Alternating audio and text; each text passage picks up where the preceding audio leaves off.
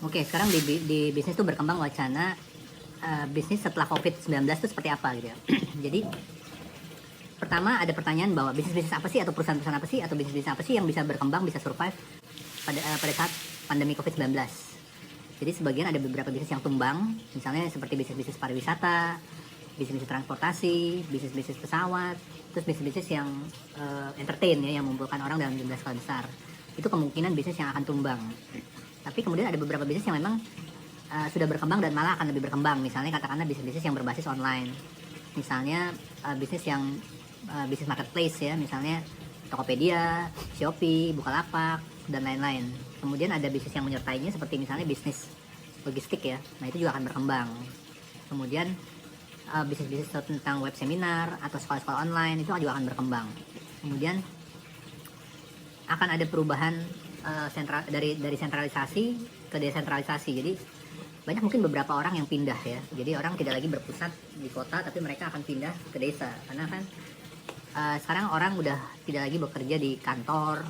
Jadi mungkin bisnis properti, bisnis sewa menyewa space itu akan juga berkurang atau menurun. Karena orang lebih cenderung akan ke depan bekerja itu dari rumah atau work from home ya. Jadi mereka akan butuh tempat yang nyaman, nggak terlalu hektik ya, yang bisa tenang, yang mungkin daerahnya itu jauh dari pandemi ya. Berarti mereka ada di, ya bukan di perkotaan, mereka pindah ya. Bisa aja mereka mungkin pindah ke daerah-daerah pinggiran, misalnya katakanlah ke Kediri, ke Jogja, ke Semarang, ke Solo, ke Bali gitu ya. Mereka mungkin bisa aja buat rumah mungkin di tepi pantai, tepi sawah, jadi sambil bekerja, sambil mereka tuh menikmati hidup gitu ya.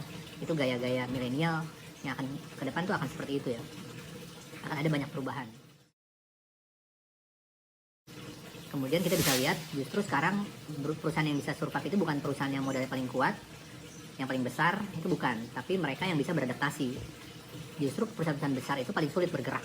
Kenapa ya? Karena perusahaan besar itu kan bobotnya besar, jadi kalau dia bertransformasi itu nggak gampang, beda sama UKM. Kalau UKM itu misalnya hari ini misalnya dia jualan bakso, dia bisa ganti jualan nasi goreng, cepet. Tapi kalau perusahaan besar tuh nggak bisa. Tapi kita bisa melihat beberapa perusahaan besar mencoba untuk survive. Nah itu tergantung daripada agility-nya. Jadi misalnya kita lihat misalnya STR77, mereka merubah bisnis modelnya jadi frozen food, sudah bukan bisnis online lagi.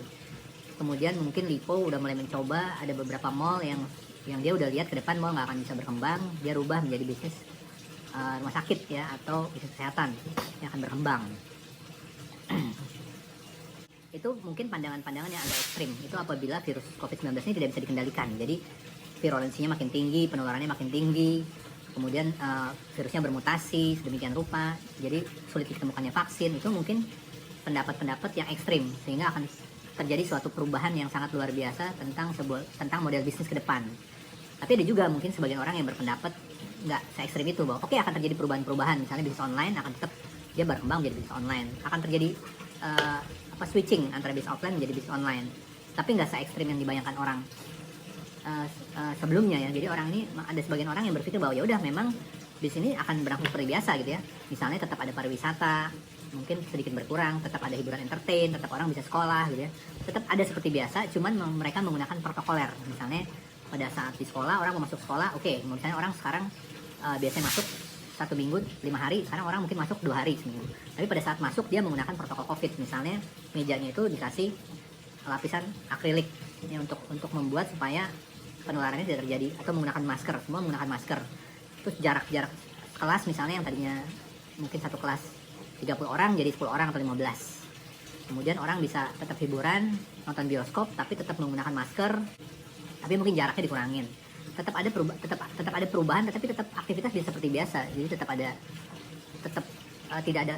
tidak berubah secara drastis, tapi protokol COVID-nya tetap dijalanin. Nah, itu amat sangat tergantung daripada mutasi virusnya nih. Jadi orang tuh masih banyak meraba-raba, masih wait and see, tentang menunggu tentang perubahan virusnya sendiri. Jadi ke depan tuh agak susah memprediksi pada saat sekarang gitu.